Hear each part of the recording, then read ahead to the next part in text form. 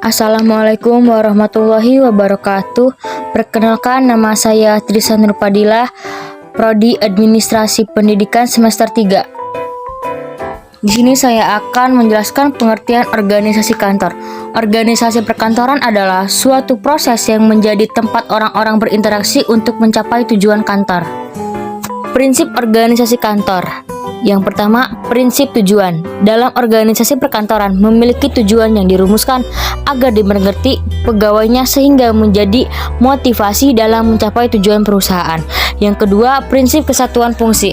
Organisasi memiliki sejumlah fungsi yang bekerja sama baik individu maupun kelompok untuk mencapai tujuan organisasi. Yang ketiga, prinsip hubungan individual merupakan bentuk kinerja yang efektif dari pribadi individu dalam melakukan pekerjaannya. Yang keempat, prinsip kesederhanaan merupakan prinsip dalam melaksanakan pekerjaan diperlukan kesederhanaan dan interrelasi. Yang kelima, prinsip wewenang dan tanggung jawab. Setiap orang yang bekerja dalam organisasi perkantoran diberikan wewenang dan tanggung jawab sesuai dengan tugas dan pelaksanaannya. Yang keenam, prinsip laporan kepada atasan tunggal merupakan prinsip di mana setiap orang akan melapor kepada level yang jelas dan menerima perintah serta tanggung jawab. Yang ketujuh, prinsip pengawasan dan kepemimpinan, di mana pengawasan yang efektif perlu dilakukan agar organisasi mampu mencapai tujuannya. Yang kedelapan, prinsip jangkauan pengawasan merupakan pengawasan langsung yang dilakukan oleh manajer kantor sehingga proses pengawasan berjalan lebih efektif.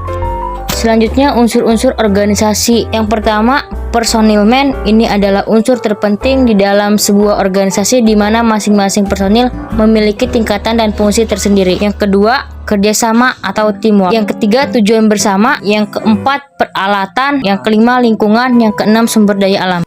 Selanjutnya, komunikasi kantor. Komunikasi perkantoran adalah proses berbagi pengetahuan dan gagasan antara satu orang atau kelompok dengan orang atau kelompok lain dalam suatu organisasi baik secara verbal maupun non-verbal. Komunikasi perkantoran dibagi menjadi 4. Yang pertama, komunikasi formal. Komunikasi formal adalah mengutip dari buku Manajemen Perkantoran Profesional 2015 karya Wildan Zulkarnain dan Raden Bambang Sumarsono. Komunikasi formal dirancang supaya kantor atau organisasi mudah dalam melakukan pertukaran informasi baik secara vertikal, horizontal, ataupun diagonal. Komunikasi ini dilakukan sesuai dengan struktur hierarki dalam kantor yang telah direncanakan sebelumnya. Yang kedua, komunikasi informal.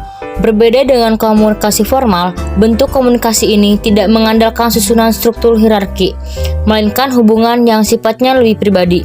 Bentuk komunikasi kantor ini tidak direncanakan, tetapi muncul dari interaksi sosial antar pihak atau pegawai kantornya. Yang ketiga, komunikasi internal. Dilansir dari buku Manajemen Administrasi Perkantoran Modern 2007 karya Badri Munir Sukoco, komunikasi internal merupakan bentuk komunikasi yang dilakukan di dalam internal perusahaan atau kantor. Komunikasi ini dapat dilakukan secara formal maupun informal.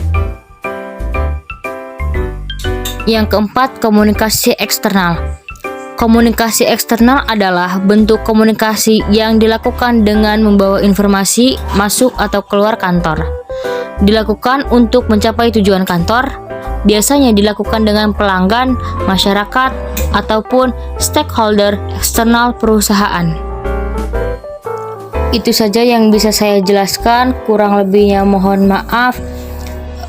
Wassalamualaikum warahmatullahi wabarakatuh.